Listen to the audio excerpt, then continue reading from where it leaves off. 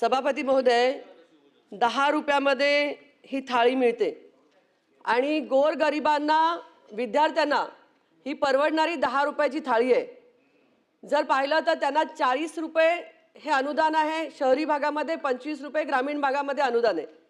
सभापती महोदय, आमच्याकडे YCM सारखं हॉस्पिटल आहे, जिथे गोरगरीब जातात, तिथे त्यांच्या घरची लोक असतात. 10 रुपयामध्ये थाळी परवडते. परंतु सध्या परिस्थितीमध्ये इथे प्रश्नाच्या उत्तरामध्ये असं दिलेलं आहे की ते लोक शेगडीवरती, चुलीवरती स्वयंपाक करतात. आणि दुसरा दिलेला आहे याच्यामध्ये की सध्या परिस्थितीमध्ये गॅस सिलेंडर उपस्थित मिळत आहेत. हे दोन्ही उत्तरं सभापती महोदय जर विचार केला तर हे दोन्ही उत्तरं मेळ खात नाही आहेत. आणि आज मी माहिती घेतली आहे, ह्याच्यामध्ये पुण्यामध्ये 42 ठिकाणी हे केंद्र सुरू आहे असं म्हटलंय. तर पिंपरी चिंचवडमध्ये फक्त 5 ठिकाणी हे केंद्र सुरू आहेत. शिवभोजन थाळी ही पिंपरी चिंचवडमध्ये सध्या परिस्थिती मिळत नाही आहे. ह्यामध्ये त्यांनी आता सांगितलं मंत्री महोदयांनी की आपण अनुदान देत आहोत, दिलं आहे, परंतु तेलाचे भाव वाढलेले आहेत, किराणा मालाचे भाव वाढलेले आहेत, भाज्यांचे भाव वाढलेले आहेत. अशा परिस्थितीमध्ये आज तुम्ही त्यांचं अनुदान वेळेत दिलं तरच ते करू शकतात आणि गोरगरिबांसाठी चालवणारी ही व्यवस्था आहे. त्यामुळे माझा प्रश्न आहे की आपण त्यांना किती दिवसात अनुदान द्याल. तसंच शिवभोजन थाळी ही आपण सुरू करण्यासाठी आपण आपल्याकडनं काय प्रयत्न करणार आहात. गॅस सिलेंडर जे आहेत, जे काही ठिकाणी मिळत नाही आहेत, तर त्यांना मिळण्यासाठी आपल्याकडे काही योजना आहे का, आपल्याकडनं काही करणार आहात का. तसंच इतर ठिकाणी राज्यात नवीन शिवभोजन केंद्र आपण सुरू करणार आहात का. तूर्त जी बंद झालेली आहेत काही ठिकाणी, मला मान्य आहे की 6 महिने अनुदान न मिळाल्यामुळे बंद झालेली आहे ती, तर त्यांना अगोदर प्राधान्य द्यावं लागेल. आणि मी कबूल केलेलं आहे की पैसे द्यायला उशीर झालेला आहे मागच्या वर्षाचे, परंतु आता ते सगळे पैसे देण्यात आलेले आहेत. आणि पुढच्या वर्षाची पण सुद्धा तरतूद, या वर्षाची सुद्धा तरतूद बजेटमध्ये सगळी करण्यात आलेली आहे. मी असं नाही म्हटलं की बा सगळ्याच ठिकाणी चुली पेटलेल्या आहेत.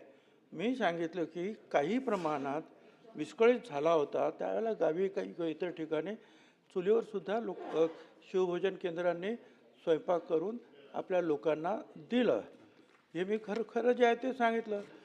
आणि त्याचप्रमाणे त्यांनी सांगितलं, मी म्हटलं 42 शिवभोजन केंद्र आहेत, त्याच्यापैकी आम्ही जी माहिती घेतली कालपर्यंत 41 भोजन केंद्र जे आहेत ते सुरू आहेत.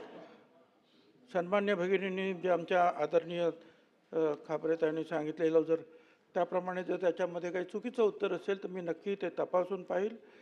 आणि मला पुन्हा एकदा सांगायचं आहे की साधारणपणे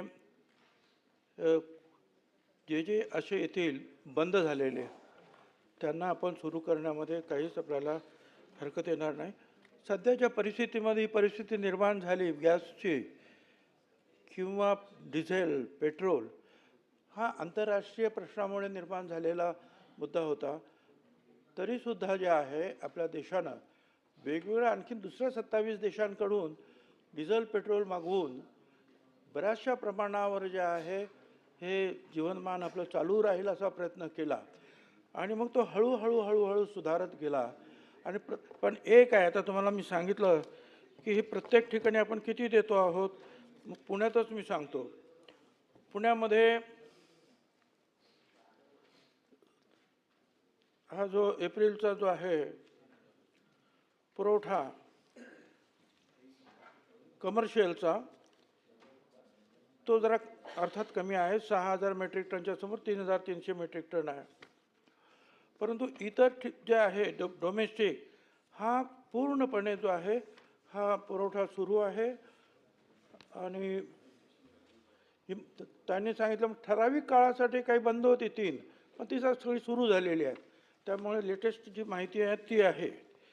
याच्यामध्ये सिटी हे दीर्घकालीन जे काही योजना आहे त्याच्यामध्ये आपण त्यांना सांगितलेलं आहे की ज्या ठिकाणी सिटी गॅस डिस्ट्रीब्युशन आहे त्या ठिकाणी जे आहे सगळ्यांनी अर्ज करावेत, म्हणजे त्यांना पाईपलाईनद्वारे जे आहे गॅस देण्यात येईल. आणि केंद्र सरकारने सांगितल्याप्रमाणे पहिल्यांदा घरगुती गॅस जो आहे याचा पुरवठा करा, नंतर जो आहे व्यावसायिक किंवा इतर जे आहेत त्यांचा पुरवठा करा. आणि त्याप्रमाणे जे आहे अध्यक्ष महोदय कारवाई होत आहे.